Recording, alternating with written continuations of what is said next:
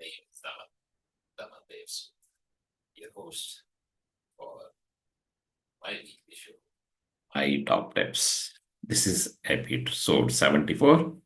Apologies for a little delay. I was attempting to live stream this on LinkedIn, but at the last moment there was some glitch. It's not happening. I got some message that live stream is not happening. I attempted to fix it, couldn't. So it's still a, a Zoom meeting. The topic today I picked up is discussion with respect to the Future of Jobs Report 2025, published by World Economic Forum, WEF. World Economic Forum has been publishing this report for last few years, and I have been putting up my analysis on that. Released recently, just in last 10 days or so.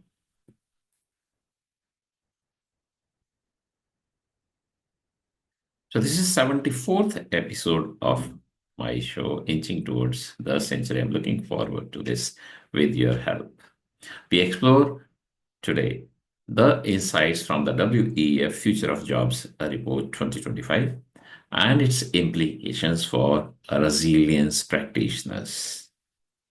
The job market is evolving rapidly, and resilience plays a critical role in helping organizations navigate these challenges.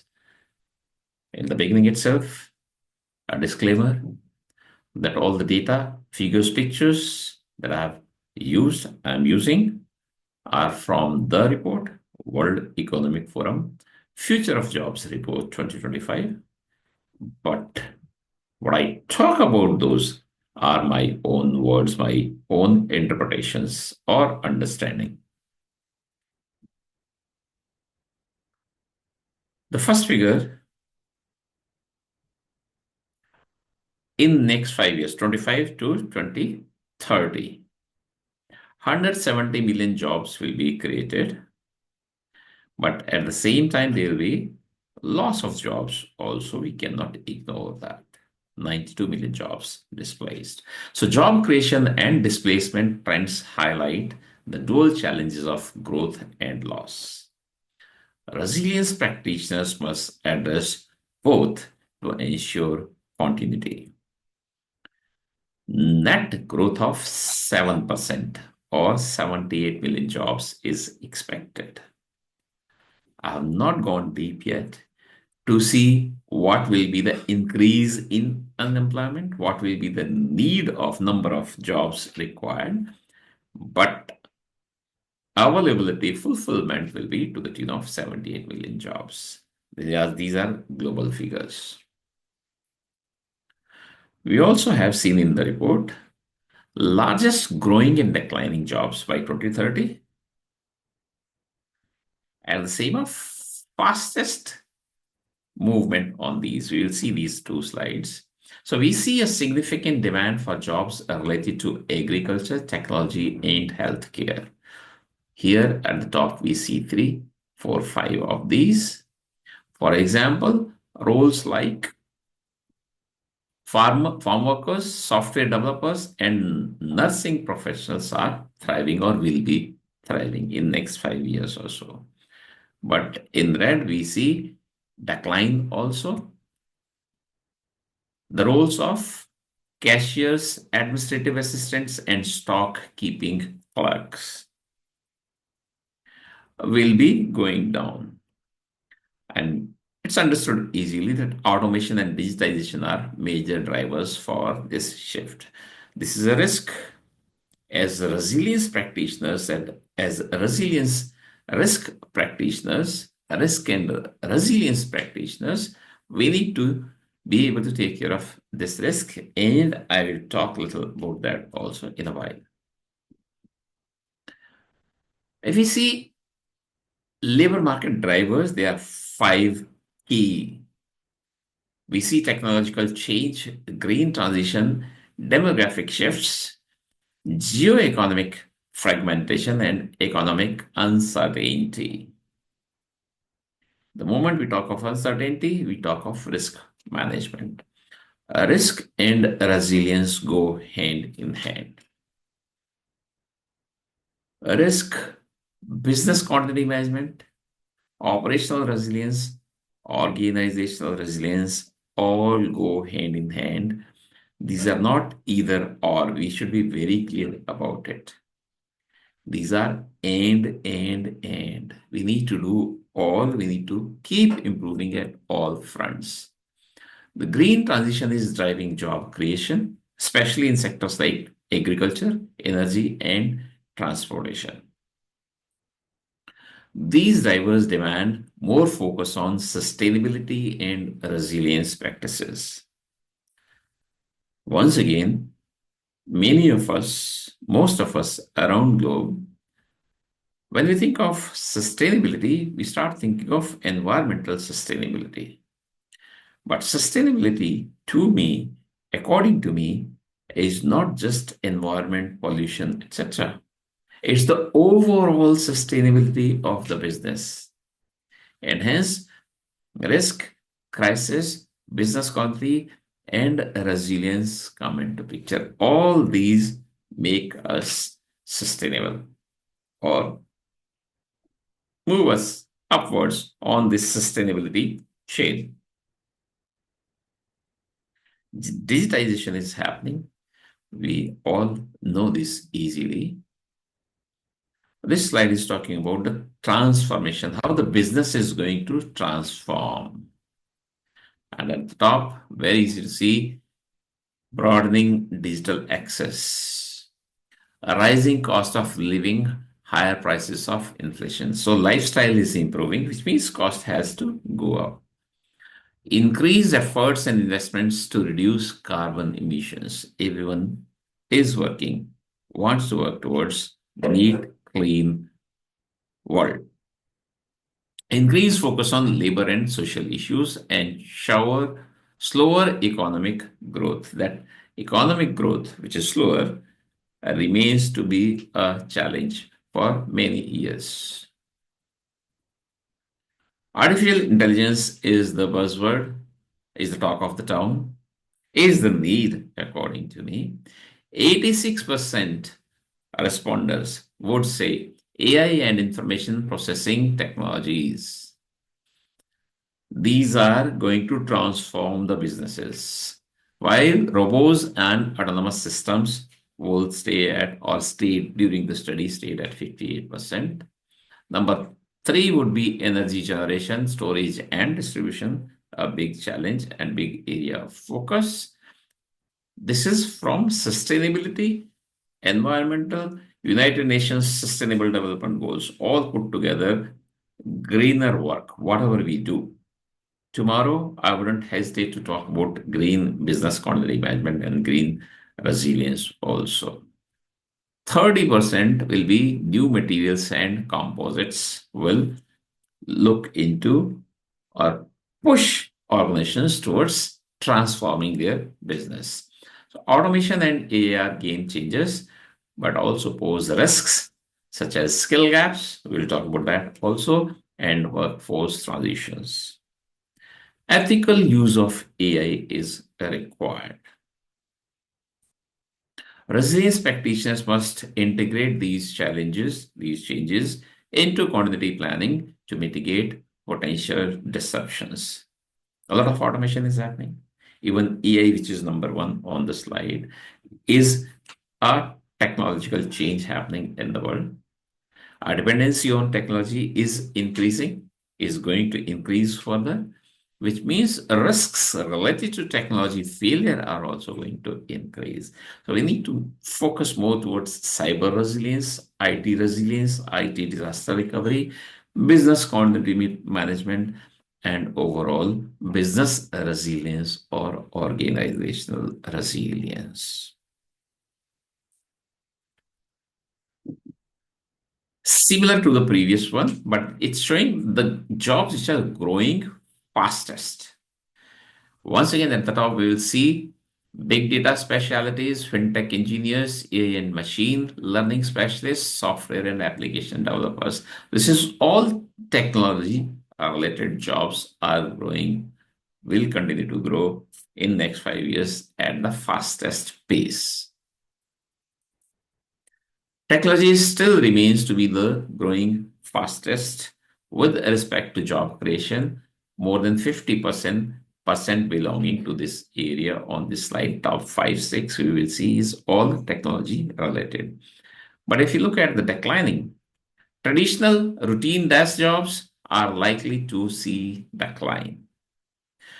This should be treated as the risk of technology adoption and automation. So, as risk managers, resilience managers, we need to look at this. Solution is upskilling, reskilling, which in the report also has come out at the top. We'll see this soon. 39% of workers' core skills will change by 2030. So in the previous slides, I've talked about the risks. This one is the solution, also the mitigation also. We need to reskill and upskill. Upskilling and reskilling will be essential for workforce resilience. Creative thinking, resilience, and adaptability are among the top skills we need to cultivate. A quick look at the core skills in 2025. As expected in the world by the world. At the top, analytical thinking. Number two is close to my heart. This is what the world needs today: resilience, flexibility, agility. These go hand in hand. Leadership and social influence is required. Creative thinking will be required this year, 2025 itself. So, 10 skills listed here.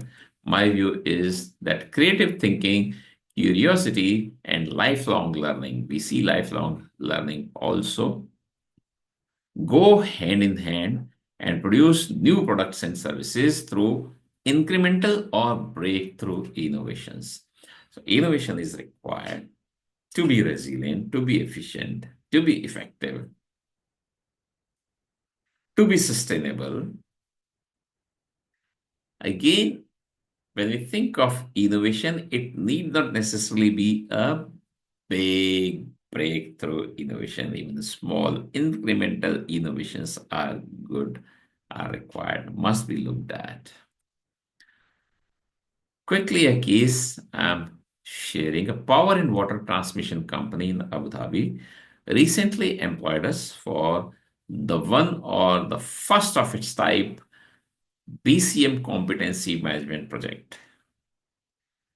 3 phases were spread across 6 months, and these included current state assessment, then enhancement to bridge those gaps, and then continual improvement. This is what everyone needs to do. Competency management, assessment, whether this is with respect to risk or crisis or business quality or cyber or IT disaster. An assessment will tell you where do you stand, where do you want to go, what are the gaps, and then only you will be able to bridge those gaps. And slowly you will be inching towards being more resilient organization.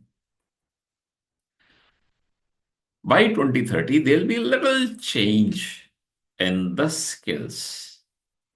At the top will be AI and big data, networks and cybersecurity, and technical literacy. Technological literacy is at number 6 as core skills in 2025. We saw that in the previous slide. But by 2030, it will be in the top 3 as fastest growing skills.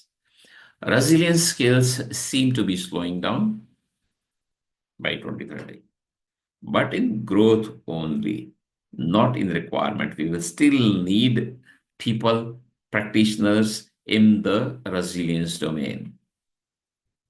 Curiosity, lifelong learning. I'm repeating, learning and sharing is forever. I'm a lifelong learner myself. There is no end to improvement. No one is perfect in this world. I say don't even attempt to be perfect. Being good is good enough. And then keep improving a little bit, inch by inch.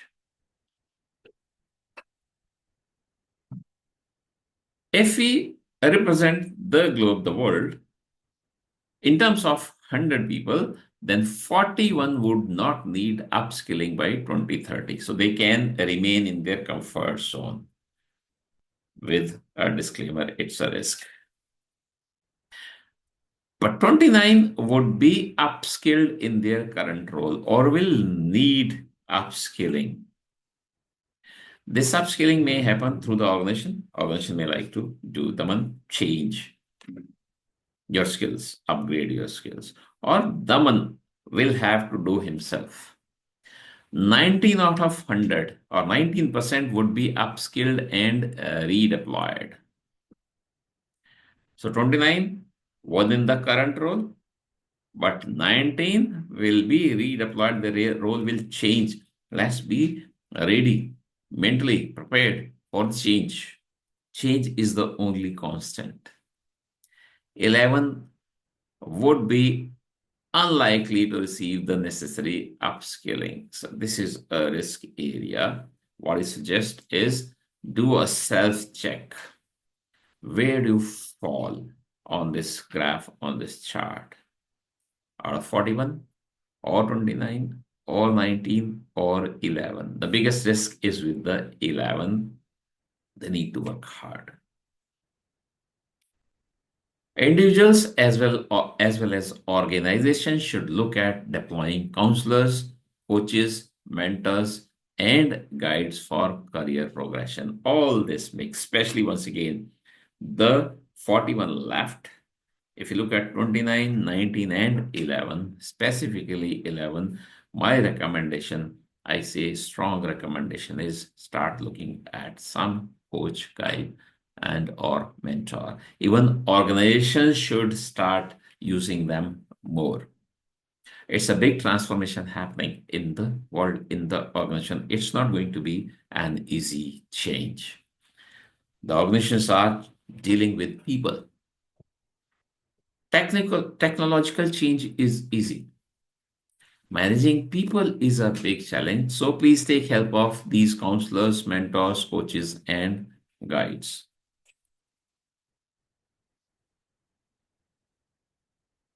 Organizations were asked in this study by World Economic Forum what holds them from transforming the business, and the top is skills gap. Organizational resilience talks about culture also, which is second barrier in transforming the business, and outdated or inflexible regulatory framework. This may not be in the hands of the organizations. It's with someone else, the departments, the governments, the regulators. So less control over these. First two are within the organization's control. So do that, please. Organizations must admit that resilience does not only mean technology or building failures. Soft corners like talent and competency management are equally important, which we see number 4, inability to attract talent to the industry or inability to attract talent to my firm are also stated challenges. So please focus on people through resilience point of view also. So how do they want to or plan to overcome such challenges? And the organizations responded like this. Upskilling, 85% at the top. Accelerate the automation of process and tasks. So dependency on technology continues will increase. Hire staff with new skills to meet emerging business needs. If you look at the bottom, sorry, reduce staff whose skills are becoming less relevant or where roles are no longer needed. That's an area to focus upon individually as well as professionally. Once again, a self-assessment is required. Where do I fall on this chart? The upper half is the mitigation answer to the risks seen in the lower half. For example, as I'm saying, some people will be removed, unfortunately. So do an assessment now, start taking actions now. You have 5 years. Make a journey, a transformation journey, a learning, upskilling, reskilling journey for yourself and do it. Do not hesitate to get in touch with a coach, mentor, or guide.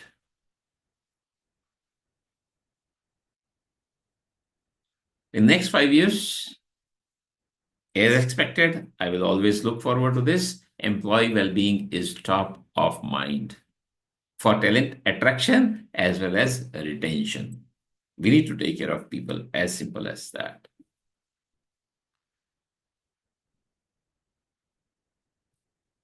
Personal resilience, reskilling and upskilling, and career progression will be given more priority compared to pay package. That's what we see on the graph. While skills-based hiring has been talked in past few years, degree requirements may continue. This change is not happening fast, is not happening soon.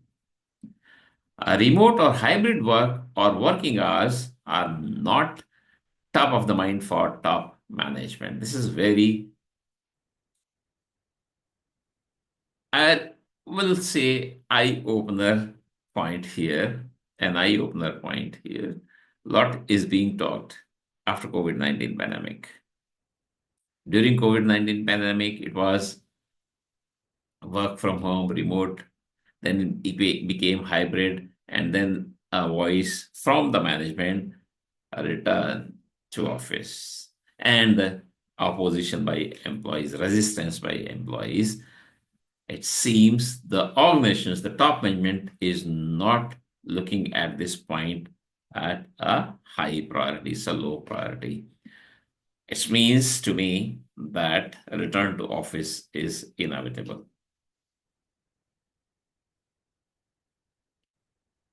Organizations are also looking at improvements in the policies by the governments. And this once again is about availability, so engaging, retaining, managing, taking care of people. Reskilling and upskilling still top the chart. We see funding for reskilling and upskilling, provision of reskilling and upskilling at number 1 and 2 here. Organizations, corporate world's expectations from the governments. Very important portion in the world today, DEI, diversity, equity, and inclusion.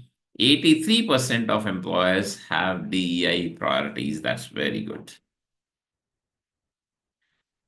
But the challenge is those 17%. They should also start working towards this.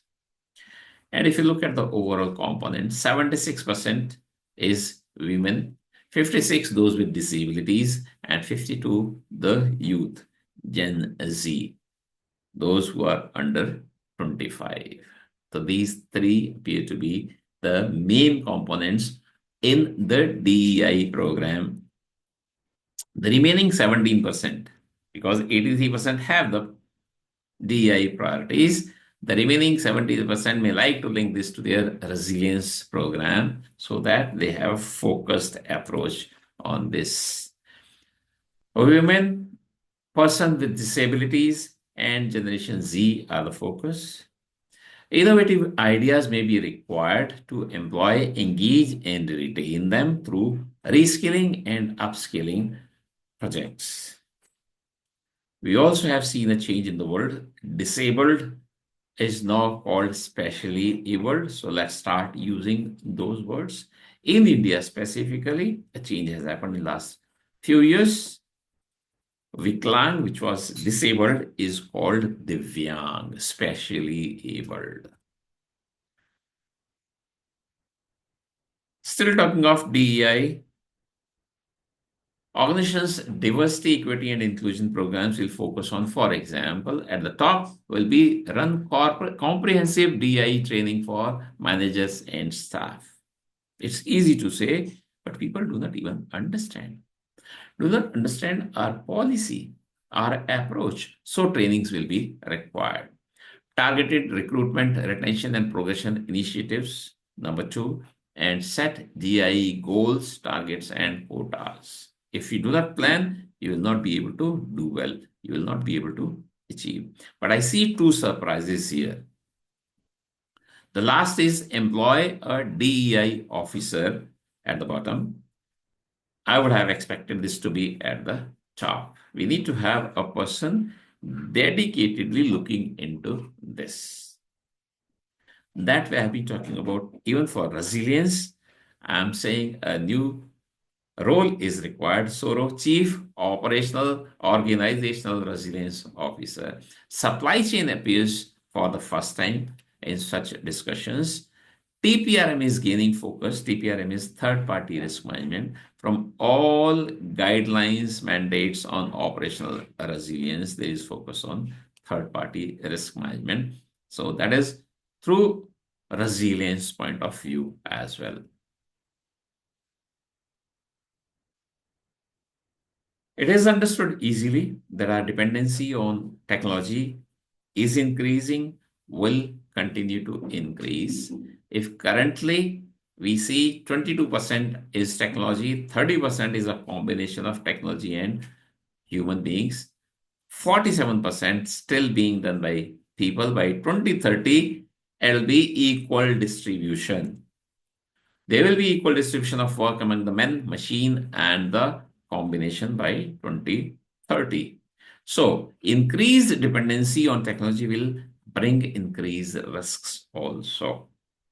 Failure of technology is possible. This needs increased investment of time, money, and effort in a resilience program or programs.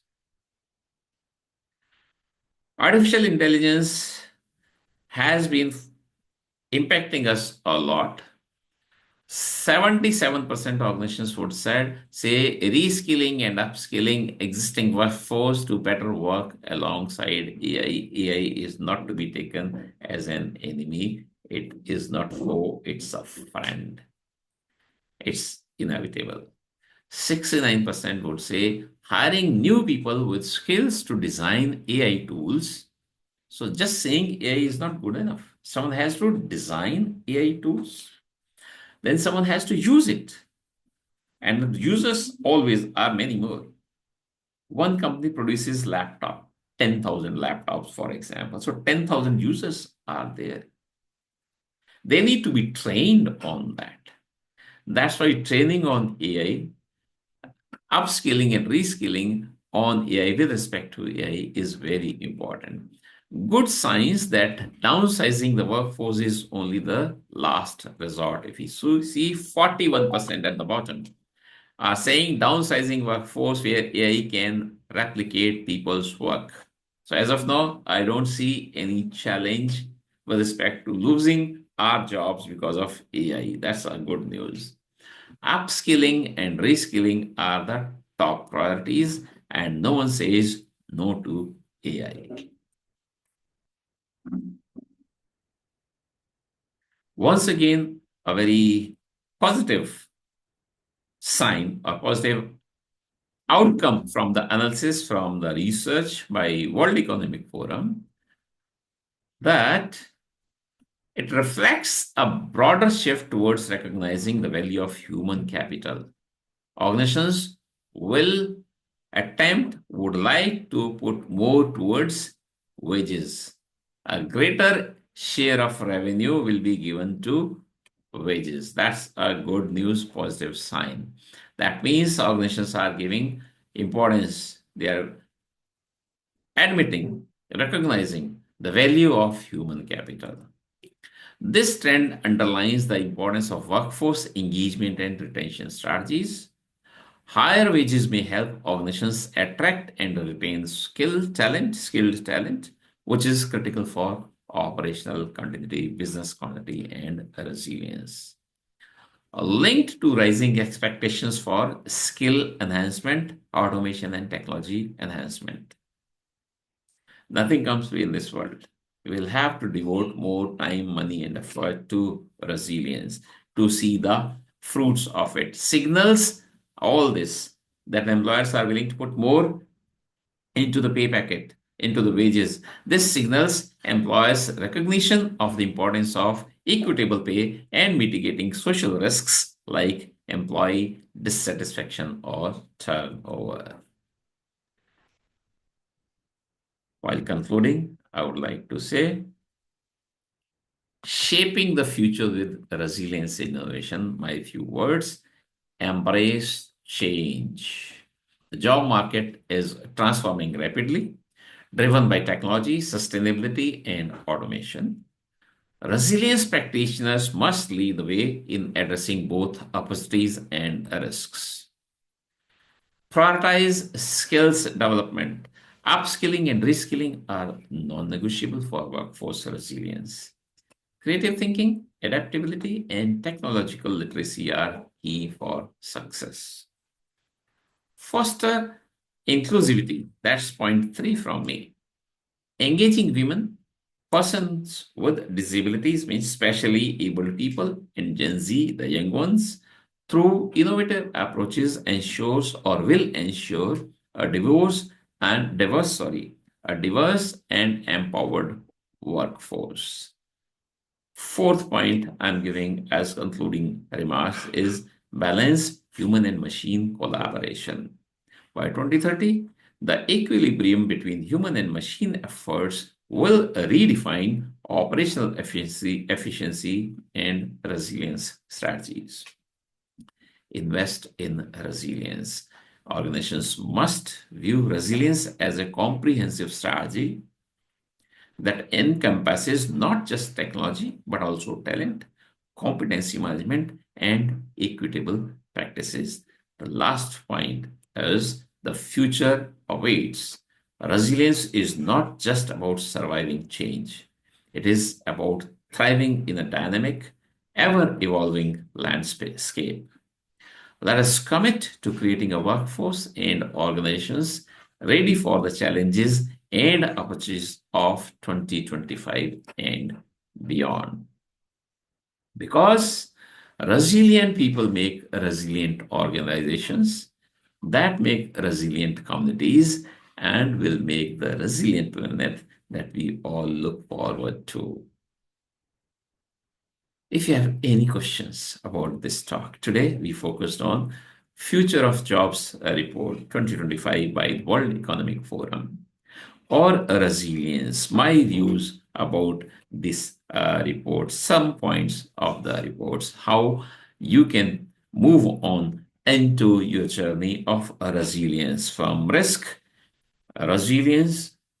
Steps are risk, business continuity, crisis, all put together. It's and, as I had said. Please feel free to write to me and I'll be happy to respond and I'll be happy to help you. Logging off. Your host, Daman Dev Sood, from my weekly show, My Top Tips, every Wednesday, 9:30 a.m. IST. I look forward to seeing you on next Wednesday as well. Bye-bye.